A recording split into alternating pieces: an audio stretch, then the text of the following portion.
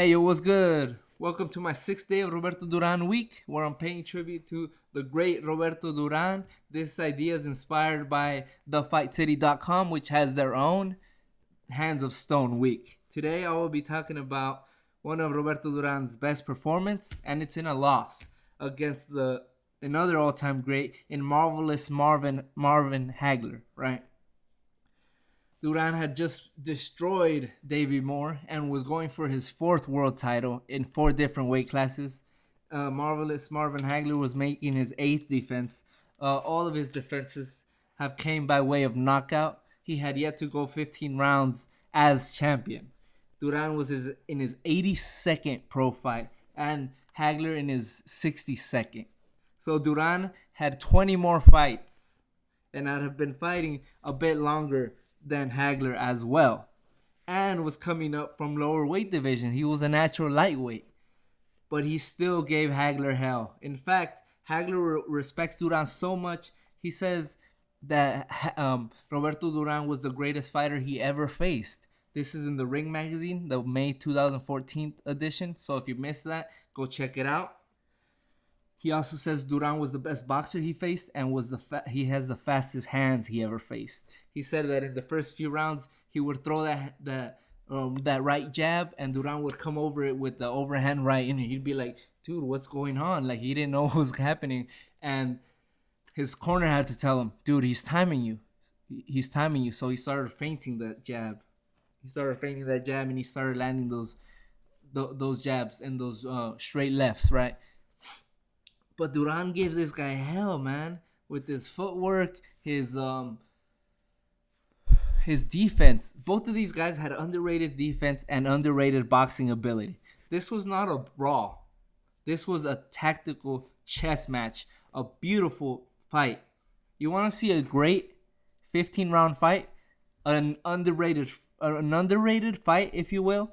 Watch this fight because it was so good. It has several momentum changes. You watch two of the best fighters that have ever lived try to outbox each other.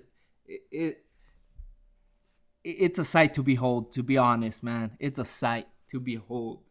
You got Duran, trying to impose his will, but Hagler trying to impose his will as well. But he's really not committing that much because Hagler's known as a destroyer, but he's circling Duran at times. Like rounds 4, he was circling him the whole time. Round 9, he was circling Duran because he respected Duran's power. He did not want to engage at times with Duran. He knew Duran was landing those straight right hands, at times double right hands, and those left hooks and the jabs. Duran was out jabbing him at times, and Hagler had a 6-inch reach advantage. But at times, Duran was out landing him, out jabbing him, out boxing him even at times. He really didn't win on the inside. That was Hagler. Hagler was better on the inside of this fight, but this was Hagler's best performance, I believe, in terms of thinking, of boxing, of picking his shots, of knowing when to throw and how to fight at times. Because there were times when he would just come in and then he'd get hit and then he'd just come out like, oh, okay. So he would stop for a minute and he would just circle him. He knew that those rounds, that's when Duran wanted to come in and start throwing his combinations, throwing those massive uppercuts that he saw land on Sugar Ray Leonard. He saw that, but he didn't let Duran get off. He fought a really good defensive fight.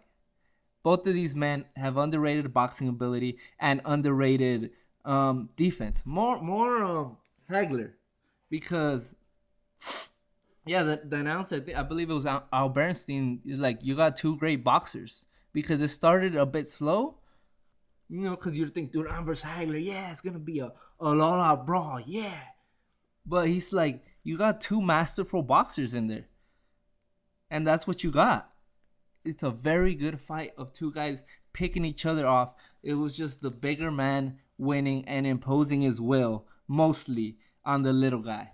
But I think Duran was landing the harder shots throughout the fight.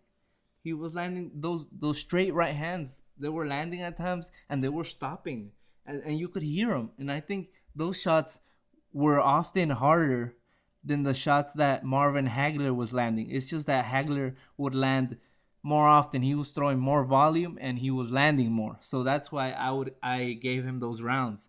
But for the most part, many rounds were really close. The rounds were really close, and they were hard to it was a bit of a hard fight to score. In fact, I've heard a lot of people say that they believe that Duran won this fight.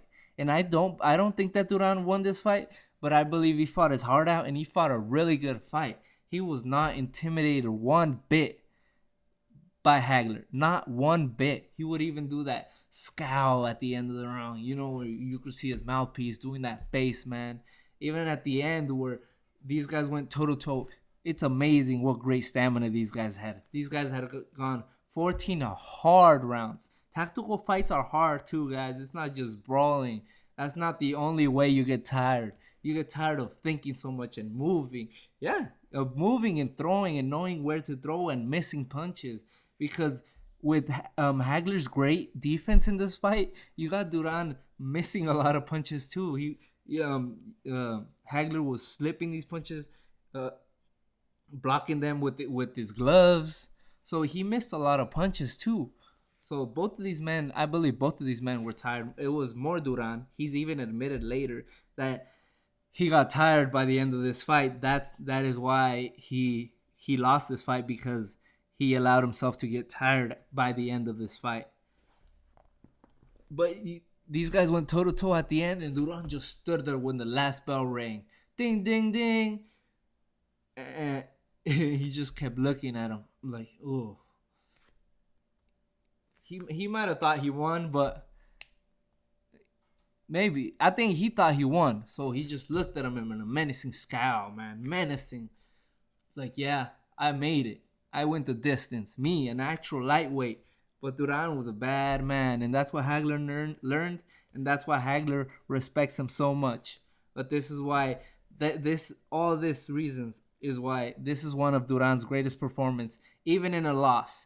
And I think Duran could have won this fight, maybe had he not got tired, because up to the 14th round, I had it 7-6. So if he had won the last 2 rounds, I think he could have won the fight in like 2 judges' scorecards or something like that, because it was a good, close fight, and at times it was really hard to score. But Hagler won. One of his best performances. You know, he went. This was I think it was pretty much his first super fight against a superstar fighter. This propelled him to later super fights with Tommy Hearns, and then later Sugar Ray Leonard. So it kind of breathed new life into Hagler's career, and even into Duran's career, which was already revived from the Davey Moore fight. So this really didn't stop Duran's momentum. What stopped his momentum a lot more, was the Tommy Hearns fight, because he was crushed in that fight. But I digress with that. And yeah, thank you for watching. And what do you think about this fight? How did you score it? I scored a 9-6 for Hagler. So tune in for tomorrow. Is gonna be my last day for Roberto Duran week. I don't know how many videos I'm gonna do tomorrow, but we'll see. Don't forget to subscribe. Peace.